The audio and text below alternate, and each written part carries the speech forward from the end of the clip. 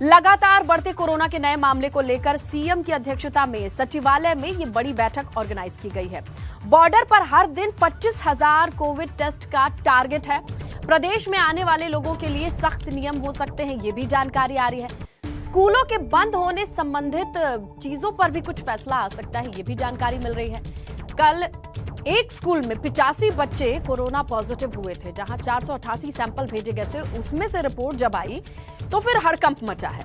और अब सचिवालय में ये बड़ी बैठक चल रही है सीएम की अध्यक्षता में। यहां इस बैठक पे हमारी निगाहें टिकी हैं, क्योंकि जैसे ही यहां से कोई बड़ी जानकारी मिलेगी एबीपी गंगा पर हम आपको सबसे पहले बताएंगे, क्योंकि अब सरकार बढ़ते मामलों को देखकर कोई सख्त कदम उठा सकती है, ये जानकारी मिल रही है। तो चलिए इस बैठक के बारे में थोड़ी और डिटेल लेते हैं। विनोद फॉलो कर रहे हैं इस खबर को सुबह से, वो जानकारी देंगे। विनोद, ये बताइए कि अब कितने और देर तक चलेगी ये बैठक और कब तक उम्मीद की जाए कि बैठक खत्म होगी और कोई बड़ी जानकारी आ सकती है या नहीं?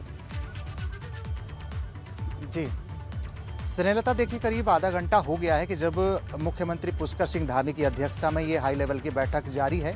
स्वास्थ्य मंत्री धन सिंह रावत इस बैठक में मौजूद हैं और जितने भी प्रशासनिक अधिकारी हैं इस बैठक में मौजूद हैं।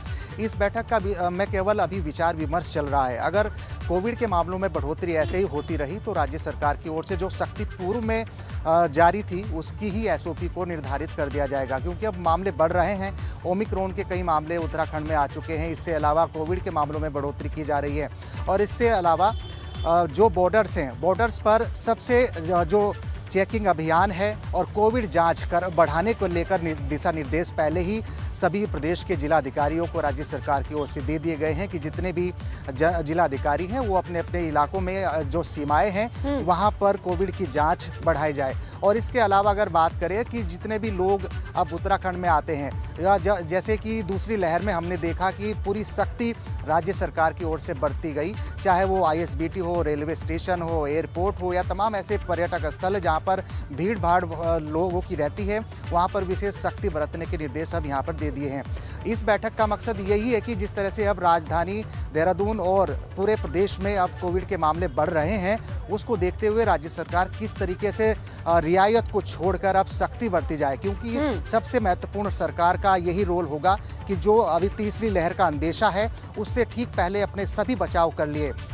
आज खुशखबरी जरूर इस बात की है कि जो बच्चे हैं यानी 15 से 18 साल तक के जो बच्चे हैं उनको वैक्सीनेट करने का अभियान आज से प्रारंभ हो गया है और 6 लाख से ज़्यादा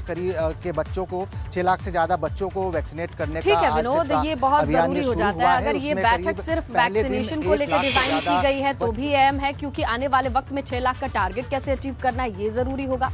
इसके इतर अगर कोरोना को लेकर कोई दूसरे नियम बनाए जाते हैं तो वो भी बहुत जरूरी होगा, उसे किस तरीके से एग्जीक्यूट करना है, कहाँ प्रिकॉशन लेनी है, ये सारी चीजें बेहद अहम होंगी जो इस मीटिंग से निकल करके सामने आएंगी। हम आपका रुख करेंगे जब तक भी अपडेट मिलेगी। शुक्रिया विनोद।